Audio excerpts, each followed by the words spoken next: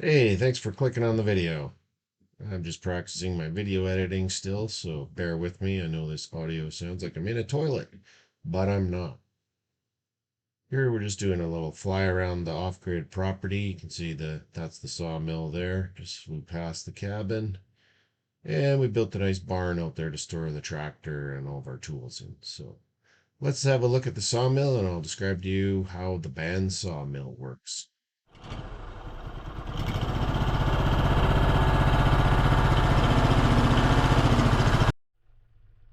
So a couple things about my sawmill here is to keep the log on the sawmill. I have a very simple system where we just lock it in. I'll demonstrate that once I get the log up here, but always make sure you got the back ones up to prevent the log from rolling off, from experience.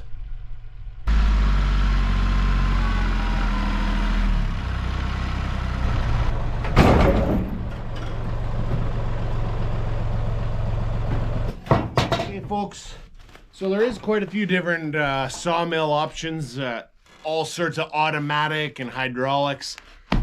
The more features your mill's gonna get, the more money you're gonna spend. So this one, just very simple. I've managed to use just this PV. It's a good tool for rolling logs. I don't need the automatic stuff. I can just roll. Logs frozen, but roll things into place. Okay, and the dogging system on my sawmill to keep the log from moving around is just simple. Just tighten these little spikes up, jam them in. Once I start cutting the wood, it's not going anywhere. Again, lots of different options. This one's just simple.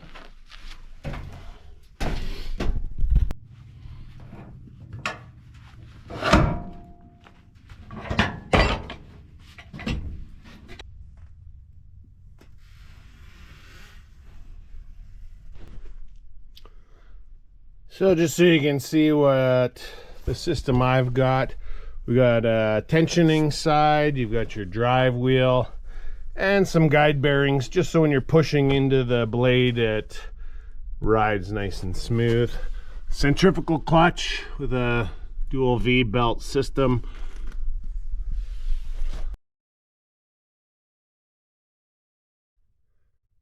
Different mills, different styles. Again, the more high tech, the more you're gonna pay. My tensioning system on my band is just a good old torque wrench. I like to keep it at about 35 torque pounds. It seems to work for me, just to keep that nice and tight. Hey, once again, depending what kind of budget you've got, power set works is nice. That's what raises this mill up and down. You can see here, just with a switch, I can raise and lower my mill, and I got a little measuring device. That is nice.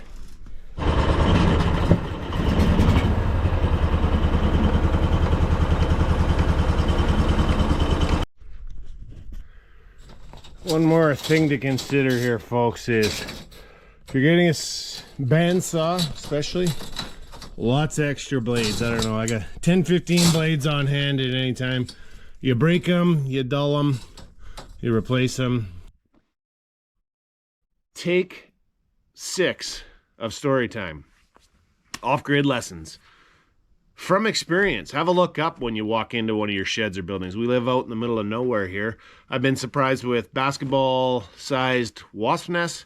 One time I came out to cut some lumber, I was banging around out here and looked up to a 50 or 60 pound lynx up in there. That is a big cat. Last thing you want to be doing is wearing that thing like a sweater. I just about shot myself. Fortunately, we both went opposite directions, and I don't think I did much sawmilling that day, but things to be aware of when you live off grid. There's my math chart. 1 3/4 plus 1 3/4 equals that.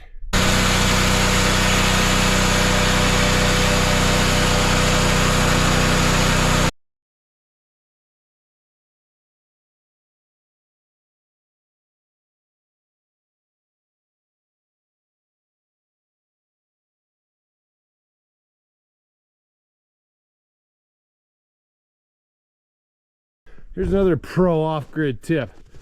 If you're not using your tractor, flip the seat up, because that's gonna suck. Fogging up here.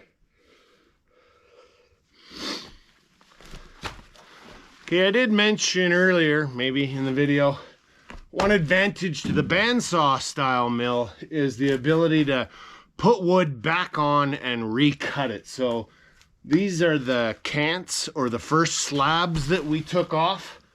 I can put those back on the mill, and we're gonna get these also turned into some 2x6.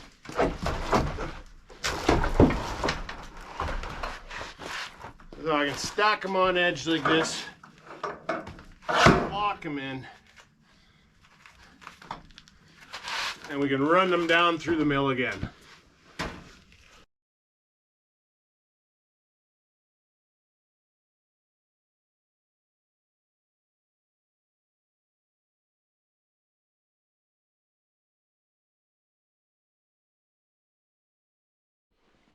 So,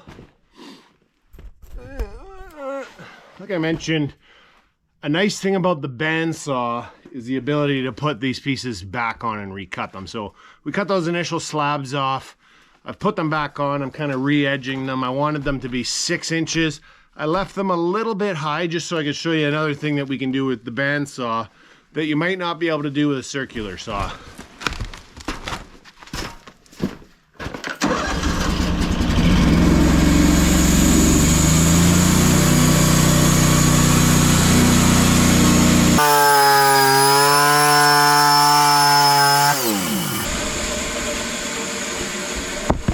So folks,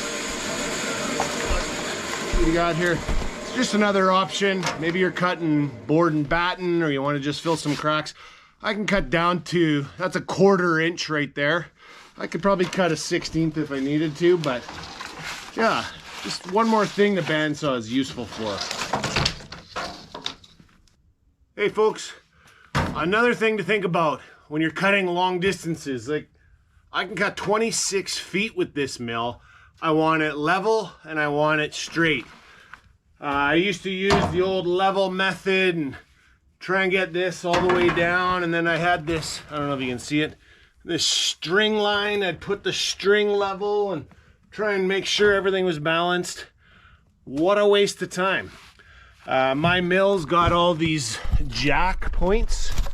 You can see there, all the way down there's jacks to help level it out. However, in the winter time, as the ground freezes and thaws and freezes and thaws, everything changes frequently. So the first thing I did was I stopped relying on these screw jacks. I put actual foundation-ish in using these screw piles. Each one of these jacks is sitting on a screw pile that goes down about 3-4 feet below the frost line. Anyways, it hasn't shifted since. Then I got another good buddy gave me a suggestion, was to use one of these laser levels. See that? Laser level. Man, what a dream. Trying to use a string and a actual carpenter's level, it was never perfect. With this, I can go all the way down the mill and make sure everything is dialed. Something you might want to think about. Down. Let's see if this will, you can see it. But I can go all the way along. Where are we? Oh, I'm in the way. You can see that line there. So I can go all the way along, and I can check my level all the way down the mill. Even way back to here, I can still see I'm bang on. So just a good way to get that leveled out.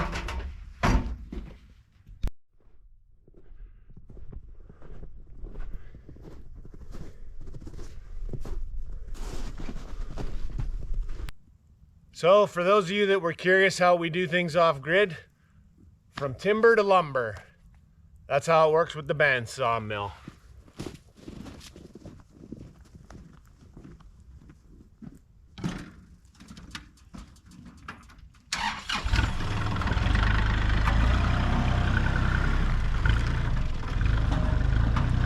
Feel free to ask questions in the comments, and if you like the video, subscribe to the channel to catch more.